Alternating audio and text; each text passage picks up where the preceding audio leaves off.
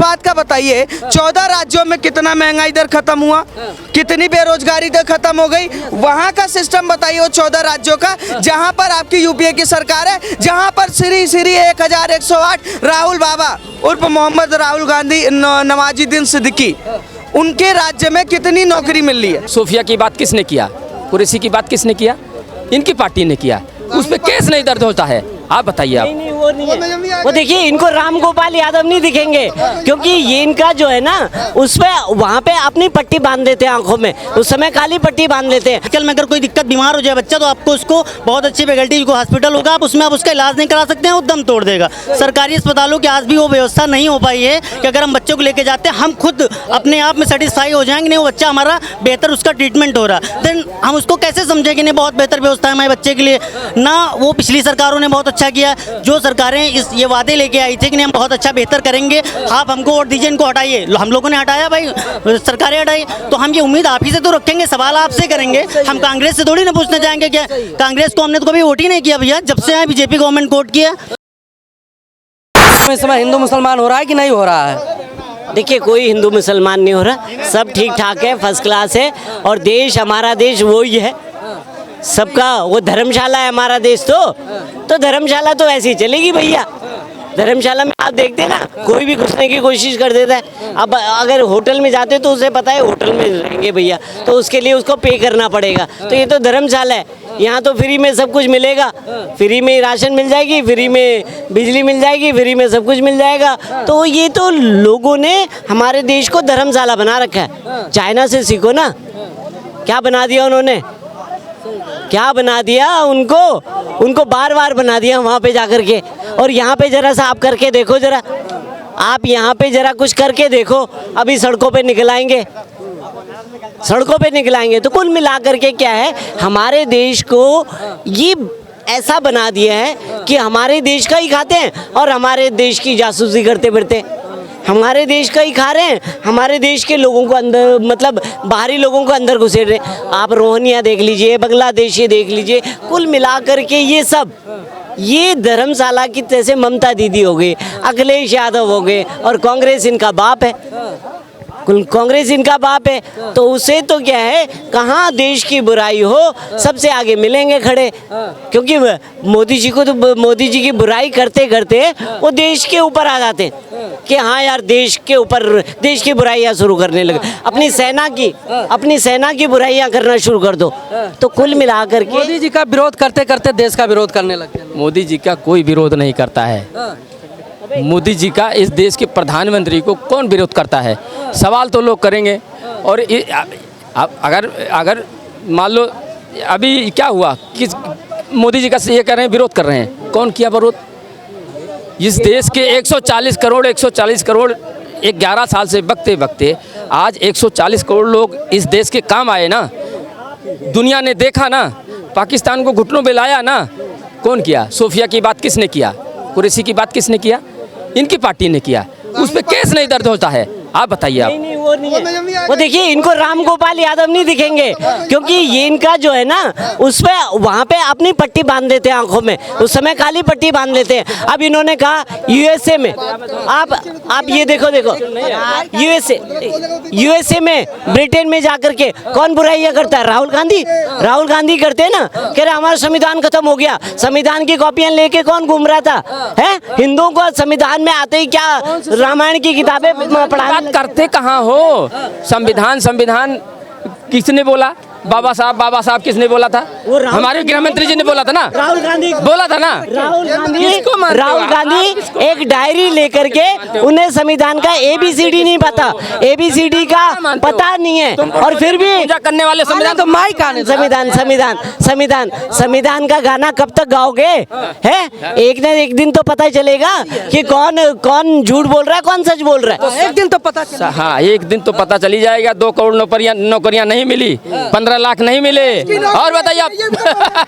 मतलब 6 महीने से देख रहा हूँ यही कपड़े हैं इसके पास, नौकरी है नहीं बेचारे के पास, चूतिया बनाने की मशीन। सब तो हमारे तो ये पहले कैसे मिलती थी? ये कांग्रेस पार्टी जब भी सरकार सत्ता में रही है, एक पर्ची दे के लिख के भेजती थी, 20 लाख रुपए ले लेना, इसकी नौकरी लगा देना। अब वो हराम वाला चक्कर खत्म हो गया। अब तो 9 पर्ची 9 खर्ची। हरियाणा के अंदर जाके देखो कितनी लड़कियों की नौकरी, कांस्टेबल की नौकरी, हेड कांस्टेबल की नौकरी, हरियाणा के लोगों की देख लो, बच्चों की, यूपी के बच्चों को देख लो, राजस्थान के बच्चे, दिल्ली के बच्चों की, दिल्ली पुलिस में कितनी नौकरी लगी है, बिना पैसे दिए नौकरी लगी है। हाँ, ये अब ये दौर आ गया है, जो पढ़ लिख के पेपर देगा उसकी नौकरी लगेगी। जो पहले रिश्वत वाला दौर था वो खत्म हो गया, अब इनको सुनाई नहीं देगा, अब इनको नहीं दे रहा है ये कहना। जो पढ़े लिखे उनकी नौकरियां, ये हाँ, पढ़े लिखे क्यों नौकरियां हैं? कितने इंजीनियर निकले, 10-5 लाख इंजीनियर निकलते हैं और 30% वहाँ जगह खाली हैं, पढ़ने नहीं जा रहे हैं, उनको नौकरियां नहीं मिल रही हैं। अब कह रहे नहीं नौकरियां हो रही हैं इस देश में, फिर बाहर आ रही है। बिल्कुल लोग कितनी बेरोजगारी में टहल रहे हैं और बाहर आ रही है, बताओ यार। ये नौकरी का मतलब क्या? सरकारी नौकरी ही नौकरी होती है। मुझे एक बात बताइए, भारत में सर देखिए, इनको 1 मिनट शांत करिएगा, बीच में बोलने का जो आदत है ना इनकी, वो बहुत खराब है। मैं एक करके बात करिए, तथ्य पे बात कर सकते हैं तो मैं बात करूंगा, नहीं तो मैं चला जाऊंगा। मुझे ये बात बताइए कि भारत की अर्थव्यवस्था आज से 10 साल पहले कितनी थी? आप बताइए कितनी थी? भारत की अर्थव्यवस्था, आप डीजीपी बोलते हैं चौथी इकोनॉमी में जा रहा है। सुन लो पहले, चौथी इकोनॉमी में 400 रुपया कमाने वाला आदमी, और कहते हैं उसकी इनकम नहीं बढ़ी, 300 से 350, 325 हो गई, 10,000 8,000 से उसको 8,500 9,500 हो गई। और डेटा अभी कौन से डेटा पे बात कर रहे हैं? अब मैं जवाब देता हूँ, सुनिए एक सेकंड। 2014 से पहले इस देश की अर्थव्यवस्था 12वें नंबर पे थी। भारत की इकोनॉमी 1.5 ट्रिलियन के इकोनॉमी के आसपास थी, ठीक है। आज 4.5 ट्रिलियन इकोनॉमी है, चौथे नंबर पे हैं हम। भारत की अर्थव्यवस्था में 80,000 किलोमीटर सड़कें बन चुकी है। सर सुन लीजिए, 35,000 किलोमीटर से ज्यादा रेलवे की ट्रैक बिछ चुकी है। वंदे भारत तेजस जैसी बहुत सारी गाड़ियां आ चुकी है। 3.5 लाख करोड़ से ज्यादा का फंडिंग सिर्फ इस 2 साल के अंदर रक्षा मंत्रालय को मिल चुका है। अगर भारत में बेरोजगारी की कमी होती तो मुझे बताइए कि 35 करोड़ से ज्यादा पीएफ के अकाउंट किसके खुले? नौकरी मिलती जिसकी है उसी के अकाउंट खुलते हैं। दूसरा मुझे एक सवाल जवाब, मुझे ये बताइए, इन्हीं से मैं पूछ रहा हूँ, क्या नौकरी सरकारी नौकरी ही नौकरी होती है? कॉर्पोरेट में जॉब करने वाला जो प्राइवेट बैंक में जॉब कर रहा है, कॉर्पोरेट के बड़े बड़े इंडस्ट्री में जॉब कर रहा है, जो 1 लाख से 2 लाख का सैलरी का पैकेज उठा रहा है, क्या वो नौकरी नहीं है? कोई शिक्षा में है, कोई किसी और चीज में है, हर कोई कहीं ना कहीं आजमा रहा है। इंजीनियर की बात की कि 5 लाख लोगों ने इंजीनियर का वो कर दिया। मुझे सुन लीजिए, इंजीनियर के वो दिए, क्या सरकार एग्जाम दिलवा रही थी तो उनको एक नोटिफिकेशन दिया था कि आप पास हो जाओगे तो आपको सरकारी नौकरी मिलेगी, आपको ये मिलेगा? ऐसा कोई वो नहीं है। ये खुद दूसरे राज्य से हैं और ये जिस सरकार का सपोर्ट कर रहे हैं, उन्हीं के टाइम पे इस देश की संख्या इतनी नहीं थी, इतनी ज्यादा जनसंख्या नहीं थी। ज्यादा 5 मैं कह रहा हूँ 60-70 करोड़ होगी। ये बिहार से होंगे, उत्तर प्रदेश से होंगे, असम से होंगे, उत्तराखंड से होंगे, किसी राज्य से होंगे। कांग्रेस की सरकार थी पूरे देश में, बताइए उस समय इनको नौकरी क्यों नहीं मिली? ये कह रहे नौकरियां बिल्कुल नहीं है। लोग घूम रहे हैं, एमबीए के बच्चे, आईटी के सेक्टर के बच्चे, इंजीनियर किए हुए बच्चे कितने घूम रहे हैं। आप दूसरे 30 40 हजार रुपए की नौकरी कर रहे हैं। इतने बच्चे मेहनत करते हैं, उनको नौकरियां नहीं मिल रही हैं। कहते हैं नौकरियां तो खूब बट रही हैं।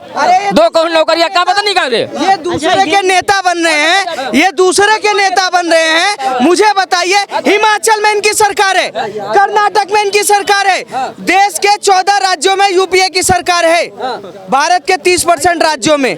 मुझे बताइए, बंगाल की सरकार डेली पहुंच जाती है कटोरी और चम्मच लेके कि जी हमारे पास सरकार क्या नाम है जो नौकरी कर रहे हैं उनको पैसा देने के लिए फंड नहीं है।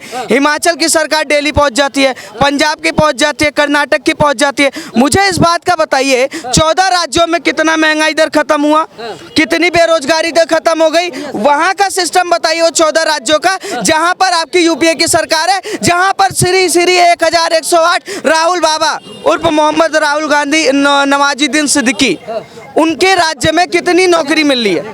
क्या कह रहे हैं? जहाँ पर कांग्रेस सरकार, मतलब कांग्रेस पार्टी की सरकार है, वहाँ पर कितनी? हाँ, यही तो बात है ना। ये एमपी में बता दें, ये यूपी में बता दें, जहाँ इनकी सरकार है वहाँ कितनी दिहाड़ी है? ये मनरेगा में पैसे कम कर देते हैं, गरीब लोग काम करने जाते हैं, इनसे बोला मनरेगा में पैसा बढ़ा दो, उसको कम कर दिया, गरीब लोगों का कम मिलता है। अरे कहते नहीं हम ढोल पीट रहे। बताइए आप, अभी मार्च में जो बजट पेश हुआ है, मनरेगा में 2014 में मनरेगा को 28,000 करोड़ रुपए मिलते थे, आज 70,000 करोड़ रुपए मिलता है। जब 70,000 करोड़ रुपए मनरेगा को मिल रहा है तो ऑटोमेटिक सैलरी बढ़ी नहीं बढ़ी? ये कह रहे हैं कि बताइए मध्य प्रदेश में कितने लोगों को नौकरी मिली? मध्य प्रदेश के 15 सालों के राज्यों की सरकार में अभी पिछले साल के 2024 और 25 के फाइनेंशियल ईयर की मैं बात करने जा रहा हूं, जहां पर 2.5 करोड़ से ज्यादा पीएफ अकाउंट खोले गए। सरकारी नौकरी में किसानों में 70 लाख लोगों को ज्यादा से ज्यादा नियुक्ति हुई है। दिल्ली की बात कर रहा हूं, दिल्ली में अभी दिल्ली पुलिस की कांस्टेबल हुई है। और सुनिए एक सेकंड, ये आंकड़ा गलत देते हैं। मैं आंकड़ा गलत दे रहा हूं और ये कांग्रेस पार्टी के दफ्तर से सारा वही मैनिपुलेट लेकर आ गए। ये झोला में, सुनिए, ये झोला में थैला में एक दिमाग लेकर कांग्रेस पार्टी का स्क्रिप्ट लेकर आते हैं, पार्क में बैठकर पढ़ते हैं पूरी दिन, ऑफिस कहते हैं नौकरी नहीं मिली, नौकरी नहीं मिली। अगर आपको नौकरी नहीं मिली तो आप यहाँ क्या कर रहे हो? नौकरी पाने के लिए आपके अंदर एक तरीके से वो होना चाहिए कि मतलब आपके अंदर एक प्रतिभा होनी चाहिए कि आप कैसे नौकरी पा सकते हैं। अब विदाउट प्रतिभा 10वीं पास वाले को, जिसको मैं कह रहा हूँ जिसको काम करना नहीं आता, उसको नौकरी दे दी जाएगी। हाँ, ये जिसको काम करना आता ही नहीं उसको कैसे नौकरी? कहते हैं पंडित जी तुमको कितना मिलता है, इनका सवाल होता है इन लोगों का। अरे पंडित जी, अरे सुन लो पंडित जी अपना सवाल नहीं करते हैं, पंडित जी उस गरीब का सवाल करते हैं जो रिक्शा चला रहा है, जो रेड़ी लगा रहा है, जो रेड़ी पटरी लगा रहा है, जो छोटा किसान है, उसकी बात करते हैं पंडित जी। और बताइए आप, जो 300 रुपये कमा रहा है उसकी बात करते हैं, जो 3,000 करोड़ कमा रहा है उसकी बात हम नहीं करते हैं। गरीबों की बात करते हैं, इनका 1,000 करोड़ की बात करते हैं, कमा रहा है उसकी बात करेंगे। ऐसे गरीबी हटा, सुनिए, एक नकली पंडित ऐसे ही पंडित जवाहरलाल नेहरू जो अपने आप को पंडित बताता था, वह पंडित जवाहरलाल नेहरू से लेके राहुल गांधी तक का इतिहास उठाओगे, ये कहते थे हम गरीबी हटाएंगे जी, हम गरीबी हटाएंगे। बोफोर्स घोटाला, गाजियाबाद घोटाला, नेशनल हेराल्ड घोटाला, ये सारे घोटाले गरीबी हटाने में किए। एक लालू यादव बिहार से थे, वो कह रहे थे हम गरीबी हटाएंगे, और गरीबी हटाते हटाते वो पता नहीं 1,000 करोड़ों के मालिक बन गए। मुलायम सिंह यादव गरीबी हटा रहे थे, इतना सारा पैसा आ गया। कर्नाटक के स्टालिन, इतना पैसा कहां से आ गया? कभी इन्होंने सवाल नहीं पूछा आज तक। इन्होंने ये पंडित जी ऐसा सवाल पूछ रहे, बड़ा गरीबों का दर्द है। मैं कह रहा हूँ गरीबों का दर्द है, आप बोलिए, पर जिन्होंने खाया उसके बारे में भी तो बोलिए। इस देश में 70 सालों में 12 लाख करोड़ से ज्यादा का कर्जा गांधी परिवार और विपक्ष के लोगों ने किया है। देश का गरीब जानता है, रिक्शा चलाने वाला, रेड़ी लगाने वाला, 300 रुपए कमाने वाला, छोटा किसान, उसको ये पता हो गया है मेरी वोट की कीमत अडानी के वोट के कीमत के बराबर है। और बताइए आप, हैं वो अपना हक मांगना जानता है। और 80 करोड़ फ्री में राशन खाने वाले कहते हैं चौथी इकोनॉमी पहुंच गई। अरे कहाँ से पहुंच गई बताइए आप, बताओ ना लोगों को यार, देश को चौथी इकोनॉमी। 80 करोड़ राशन बांटे जा रहे हैं गरीबों को, चौथी इकोनॉमी। 80 करोड़ लोगों को जो राशन दिया गया वो किस समय दिया गया, किस समय शुरू करा गया, आप बताइए जरा। कोरोना टाइम पर, कोरोना टाइम में शुरू किया गया, वहां से लेकर अब तो बंद हो चुका है। 80 करोड़ का राशन अब बिल्कुल बंद हो चुका है। मुझे ये बताइए 15 करोड़ से ज्यादा लोगों को गरीबी रेखा से बाहर आने में कहीं ना कहीं मदद मिली। अगर उन 80 करोड़ लोगों को ये लोग 70 सालों में बोफोर्स घोटाला, गाजियाबाद घोटाला, नेशनल हेराल्ड घोटाला ये सब नहीं करते तो 80 करोड़ लोगों को हमें राशन नहीं देना पड़ता, कोविड टाइम में हमको उनको वो नहीं करना पड़ता। पर इन लोगों ने उनका हक छीना, इसलिए नरेंद्र मोदी को उनको राशन देकर कहीं ना कहीं गरीबी रेखा से बाहर लाना करते हैं। 50 करोड़ लोग इस देश के जीएसटी भरते हैं, जीएसटी के बोलते हैं ना, जीएसटी के ढोल पीटते हैं ना। 50 करोड़ लोग गरीब, बिल्कुल गरीब, जो 300, 400, 200 कमाता है वो भरता है। 50 करोड़ लोग, और आप 50 करोड़ नहीं है, 6% है। भारत में 6% लोग टैक्स भरते हैं, ये डेटा ही गलत लेकर आते हैं। मैं वही कह रहा हूँ, गरीब लोग जो गरीब है, जब 12 लाख तक पर टैक्स ही फ्री है तो कौन सा गरीब टैक्स भर रहा है यार। उधर भैया कह रहे हैं कि आज के ज़माने में 300-400 कौन कमाता है? मैं पूछना चाहता हूँ मनरेगा में सरकार कितना पैसा देती है जो मजदूर काम करता है? बस ये पूछ लीजिए।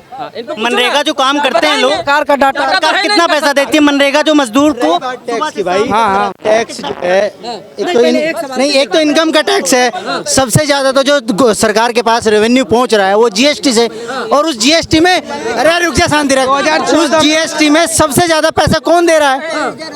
मनरेगा में इन्होंने सवाल पूछा, मनरेगा में इन्होंने सवाल पूछा कि सरकार कितना पैसा दे रही है। 2013 से पहले एक मजदूर मनरेगा का जो मजदूर होता था, जो संविदा और किसी पोस्ट पे जाकर लगता था, 150 से 175 रुपए मजदूरी मिलती थी। आज 475 या 480 रुपए के आसपास उसको मिल रही है। शिक्षा बताओ, एक मिनट, मनरेगा वाले की शिक्षा बताओ, उसका शिक्षा का क्राइटेरिया क्या? रुक जाओ, शिक्षा कितनी चाहिए होती है मिनिमम? मनरेगा के लिए कुछ नहीं चाहिए, वो एक सुनिए आपका बेटा पढ़ा लिखा होगा।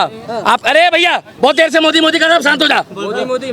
आप बताइए, आपका बेटा पढ़ा लिखा होगा और एक का बेटा पढ़ा लिखा होगा। सुन लो करे, पढ़ा लिखा व्यक्ति को जो रोजगार मिलेगा वो उसके हिसाब से मिलेगा, उसके वैल्यू उसके हिसाब से। मनरेगा में कितनी पढ़ाई चाहिए होती है? मनरेगा में कोई पढ़ाई नहीं चाहिए। एक मजदूर के लिए, मजदूर की कितनी वैल्यू होनी चाहिए? बोलने नहीं दीजिए। मजदूर की कितनी वैल्यू होनी चाहिए आपके हिसाब से? मजदूर को कम से कम आज के महंगाई के हिसाब से कम 400 रुपए मिलने चाहिए। अच्छा 400 मिलने जी, मिलने चाहिए। 25 रुपए। एक मिनट रुको, आपने सरकार तो चलो बुरी है, आपने 25 रुपए को बुरा नहीं कह रहा हूँ, कह रहा हूँ आपने कितनी बार वोट दिया है? अरे भाई साहब रुक जाओ यार, आप भाई साहब कौन है भैया?